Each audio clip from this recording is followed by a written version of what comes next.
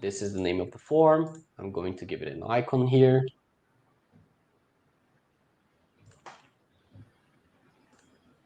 And this is going to be a very similar form to the one in the app, but this is going to be a creation form, right?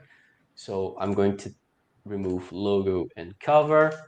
I'm going to create a new client, and I want to add picture, first name, last name, all of them in the same section, then phone and email,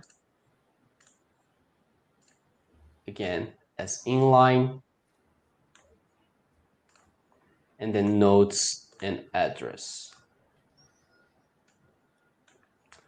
Cool. So this one's going to be white because it's not going to appear, to always appear, right? So